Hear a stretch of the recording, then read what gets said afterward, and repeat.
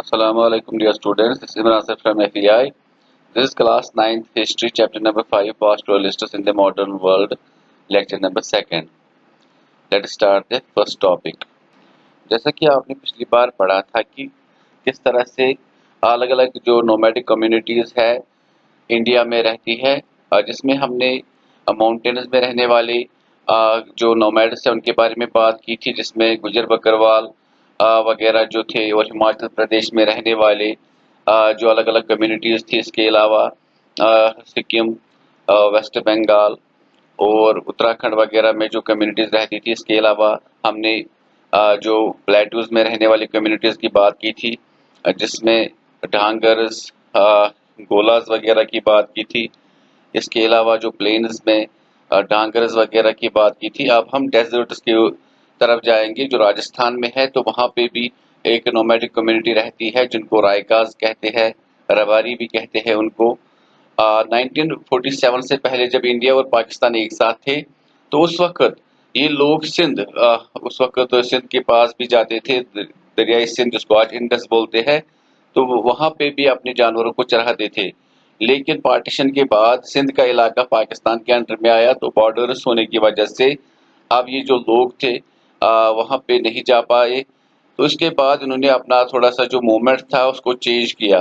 अगर हम बात करें रायकाज की, तो रायकाज अलग अलग जो जानवर पालते हैं, जिसमें ऊंट, शीप, गोट्स वगैरह आते हैं, या इसके अलावा जो बीफ वाले जानवर है जैसे कि बफेलोज, या हम कह सकते हैं ये जो होते हैं गाय वगैरह, तो उनको भी पालते हैं। लेकिन इसके लिए ये माइग्रेट करते हैं, ये साथ साथ में दो काम करते हैं। एक तो नोमैडिक लाइफ जिसमें पास्टरलिस्ट्स का काम करते हैं ये, और दूसरा कल्टीवेशन भी साथ साथ में करते हैं। तो आप सभी को पता है कि राजस्थान में जो क्लाइमेट है काफ़ी हार्श होता है। तो ये लोग क्या करते हैं, अक्सर जो लोग इनमें से बाड़मेर, जैसलमेर, जोधपुर, बीकानेर वगैरह में रहते हैं, तो वो मानसून में अपने घरों में ही रहते हैं, क्योंकि मानसून में उनके पास कल्टीवेशन करने का भी मौका होता है, और दूसरा वहाँ पे पास्चर्स भी अवेलेबल होते हैं उनके जानवरों के लिए। लेकिन उसके बाद अक्टूबर में ये क्या करते हैं, जब एग्जॉस्ट होते हैं उनके जो ग्रेजिंग ग्राउंड्स वगैरह, उसके बाद मूव करते हैं टुवर्ड्स ये हरियाणा वगैरह। तो हरियाणा में भी उस वक्त जो लोग होते हैं उन्होंने जो हार्वेस्ट वगैरह किया होता है धान वगैरह की खेत, तो वहाँ पे ये वो सैपलिंग वगैरह, या हम कह सकते हैं वहाँ पे जो स्टैबल वगैरह बचता है उसको वो जानवर खाते हैं, और साथ साथ में उस लैंड को ये मैन्योर्स वगैरह इन जानवरों के जरिए दिलाते हैं, जिससे कि वहाँ के जो विलेजर्स वगैरह है वो भी खुश होते हैं, क्योंकि उनके ज़मीन जो है वो ताकतवर बन जाती है, फर्टाइल बन जाती है। उसके बाद ये वापस घर आते हैं, और फिर उसके बाद अगले मानसून खत्म होने के बाद फिर वापस हरियाणा वगैरह जाते हैं। अगर हम बात करें रायकाज की, और जैसे मैंने पहले कहा कि ये अक्सर मानसून में ही घरों में रहते हैं, लेकिन इनकी दो किस्में हैं। यहाँ पे ये तस्वीर मैंने दिखाई है, जो तस्वीरें हैं ये रायकाज की है। तो इस तरह से वो अपना पोशाक वगैरह पहनते हैं, साथ में यहाँ पे आप देख रहे हो कैमल वगैरह को भी हर्ड कराते हैं, और साथ साथ में बॉमिन एनिमल्स को भी। इसके अलावा अगर हम मारू रायकाज की बात करें, ये जो मारू रायकाज है ये थार डेजर्ट के पास जैसलमेर राजस्थान में रहते हैं। जिन जगहों पे ये रहते हैं, जो इनके घर वगैरह होते हैं, उनको धांडी बोलते हैं। तो ये अक्सर जो कैमल होते हैं, इसके अलावा शीप और गोट को पालते हैं। तो ये जो मारू रायकाज है, इनको अपनी हिस्ट्री वगैरह के बारे में ज़्यादा पता होता है। अपनी इनकी कम्युनिटी में जो जेनोलॉजिस्ट होते हैं, जेनोलॉजिस्ट उनको बोलते हैं, जो कि अपनी हिस्ट्री को याद रखते हैं और लोगों को ओरली बताते रहते हैं। तो ओरल ट्रेडिशंस है इनके पास, इनको सब कुछ अपनी हम कह सकते हैं अपनी कम्युनिटी की हिस्ट्री वगैरह पता होती है। इसके अलावा अगर हम इन मारू रायकाज की बात करें, तो ये हार्श क्लाइमेट में रहते हैं। तो वहाँ पे ये ऊंट वगैरह जो पालते हैं, तो ऊंट आप सबको पता है जो कैमल होते हैं, शिप ऑफ द डेजर्ट भी उनको कहते हैं। तो उस हार्श क्लाइमेट में वो आसानी से रह जाते हैं या रहते हैं। इसके अलावा कैमल फेयर्स भी होते हैं, जो फेस्टिवल्स वगैरह वहाँ पे लगते हैं, जिसमें لوگ کیملز کو بیچنے اور خریدنے کے لیے جاتے ہیں۔ اس کے علاوہ راجستھان سے لائے جانے والے ہارسز وغیرہ کی بھی سیل ہوتی ہے ان فیئرز میں۔ تو یہ کافی وہاں پہ بہت بڑا میلہ جیسا ہوتا ہے جس میں الگ الگ جگہوں سے لوگ وہاں پہ اپنے کیملز کو خریدنے اور بیچنے کے لیے آتے ہیں۔ اب یہاں پہ ہمارا جو نیکسٹ ٹاپک ہے factors that contribute to the movement of pastoralists. اگر ہم بات کریں یہ جو پاسٹورلسٹس ہوتے ہیں ان کو پتہ ہوتا ہے کہ ہمیں کس موسم میں کس وقت موو کرنا ہے۔ ان کو اپنی ٹائمنگ وغیرہ کا بہت زیادہ خیال رکھنا پڑتا ہے کیونکہ ان کو یہ انشور کرنا پڑتا ہے کہ ان کے جانوروں کے لیے جو پاسچر لینڈز مطلب اویلیبل ہوں گی تو کس جگہ پہ اویلیبل ہوگی اور کس ٹائم پہ ہوگی۔ ان کو اس ٹائم موومنٹ کے بارے میں بہت کچھ پتہ بھی ہوتا ہے اور پتہ رکھنا بھی پڑتا ہے کیونکہ جیسے ہم نے بات کی جو گجر بکروال ہمارے جموں کشمیر میں ہے وہ کس طرح سے لوور شوالکس میں ونٹر گزارتے ہیں اور اپر ماؤنٹینز میں سمر گزارتے ہیں۔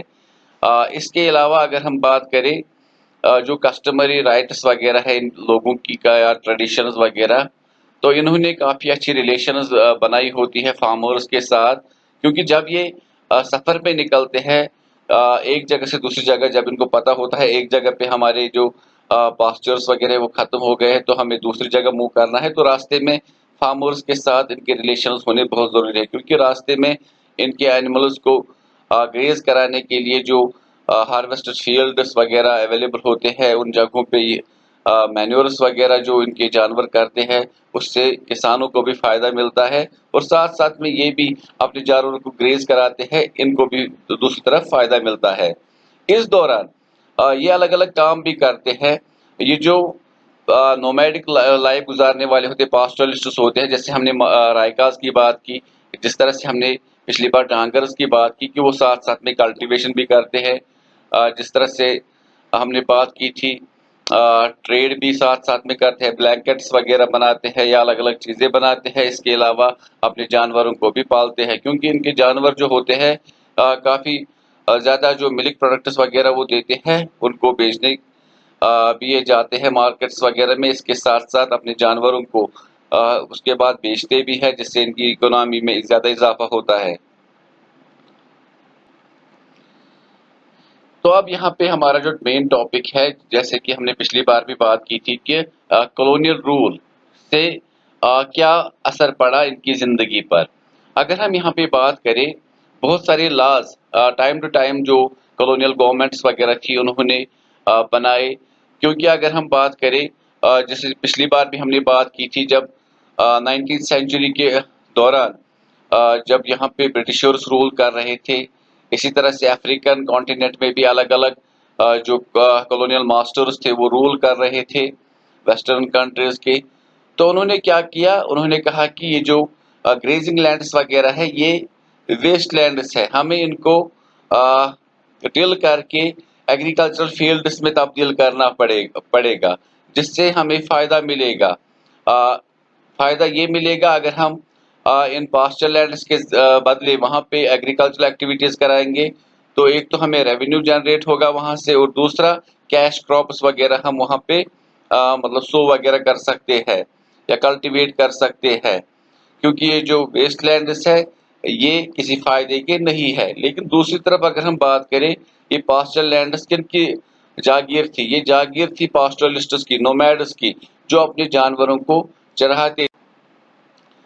Waste land rules and forest acts جیسے کہ ہم نے پچھلی ابھی بات کر رہے تھے کہ جو برٹشرز وغیرہ تھے وہ سمجھتے تھے کہ یہ جو پاسچر لینڈس ہے یہ ویسٹ لینڈس ہے اس سے کوئی فائدہ نہیں ملنے والا ہے اس کو ہمیں ایگریکلچر فیلڈس میں چینج کرنا پڑے گا۔ اس کے لیے انہوں نے کیا کیا بہت ساری جو ٹرائبل کمیونٹیز تھی ان کو انہوں نے کنونس کیا اور فورسبلی ان کو انکریج کیا کہ آپ ایک جگہ پہ سیٹل ہو جائیں اور اس کے بعد انہوں نے کچھ لوگوں کو ان میں سے ہیڈ مین بنایا ان گاؤں کا۔ اس کے بعد وہاں پہ لوگ جو تھے وہ اب کاشتکاری کرنے لگے کلٹیویشن کرنے لگے الگ الگ کراپس کی۔ اس کے بعد وہاں پہ ان لوگوں کو اب ریونیو وغیرہ دینا پڑا۔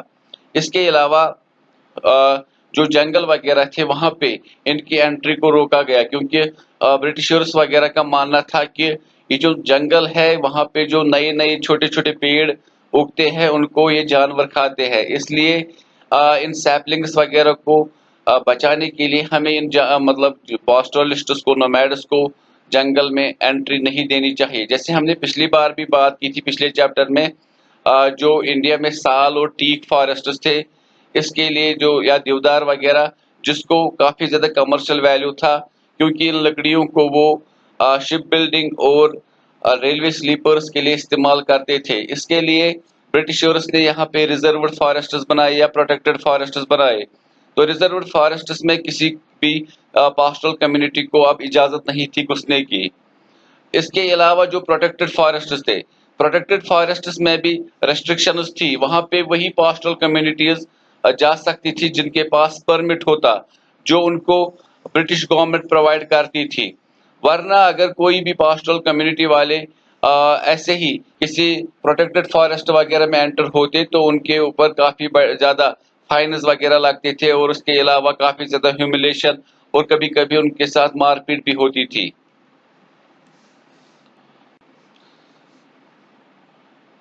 کرمنل ٹرائبز ایکٹ، تو برٹش آفیشلز نے کیا کیا، اگر ہم بات کریں وہ چاہتے تھے کہ ایک ہم سیٹلڈ کمیونٹی پہ رول کرے، کیونکہ یہ جو پاسٹرلسٹس ہوتے تھے، میں نے پہلے بھی کہا تھا، یہ نومیڈک لائف گزارتے تھے، یہ الگ الگ جگہوں پہ جا کر اپنے جانوروں کو پاسچرائز کراتے تھے یا گریز کراتے تھے۔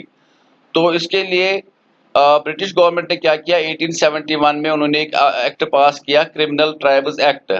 اس ایکٹ کے تحت جو کمیونٹیز یا کرافٹس مین، ٹریڈرز وغیرہ، جو مطلب یہ پاسٹرلسٹس وغیرہ تھے، ان کو کلاسیفائی کیا گیا کرمنل ٹرائبز، کیونکہ یہ ایک ہی جگہ پہ سیٹل نہیں ہوتے تھے، اور اس کے لیے اگر ہم بات کریں، یہ جو پاسٹرلسٹس وغیرہ تھے یہ کبھی ٹیکسز بھی نہیں دیتے تھے، یا پھر ایک جگہ پہ کلٹیویشن بھی نہیں کرتے تھے، اس کی وجہ سے ریونیو بھی نہیں دے پاتے تھے۔ تو جب برٹش گورنمنٹ نے کرمنلز ان کو مطلب کہا، اس کے بعد بہت سارے لوگوں کے ساتھ یہاں پہ ناانصافی ہوئی، بہت سارے جو ان میں سے لوگ تھے ان کو مجبوراً اپنا کام چھوڑنا پڑا اور ایک ہی جگہ پہ سیٹل ہونا پڑا، اور اپنا کام یا کچھ مطلب لوگوں نے اپنا کام ہی چھوڑ دیا۔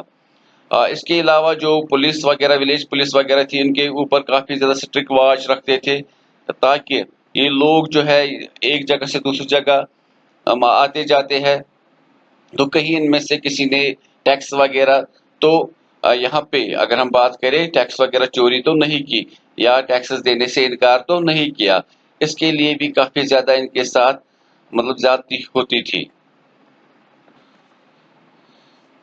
اور پھر فائنلی اگر ہم دیکھیں امپوزیشن آف گریزنگ ٹیکسز، تو جو بھی گریزنگ لینڈ سب بچے تھے، مڈ 19 سینچری میں برٹش گورنمنٹ نے پاسٹرل لینڈس آف انڈیا میں مطلب جو ایکٹس بنائے، اس میں انہوں نے کہا کہ جو بھی پاسٹرل کمیونٹیز جانور پالتی ہے تو ان کو جو جتنے ان کے پاس کیٹل ہوں گے پر ہیڈ، اسی حساب سے ان کو ٹیکسز دینے پڑیں گے۔ 1850s اور 1880s میں یہ جو رائٹ ٹو کلیکٹ ٹیکس تھا ان پاسٹرلسٹ سے، یہ کنٹریکٹرز کو دیا گیا، جو کہ پرائیویٹ انڈیویجولز ہوتے تھے۔ تو وہ پرائیویٹ انڈیویجولز یا کنٹریکٹرز کیا کرتے تھے، وہ زیادہ ٹیکسز لیتے تھے ان پاسٹرل کمیونٹیز سے، جتنا برٹش گورنمنٹ نے طے کیا تھا اس سے بھی زیادہ یہ لیتے تھے، تاکہ ان کی زیادہ کمائی ہو، زیادہ پروفٹ ہو۔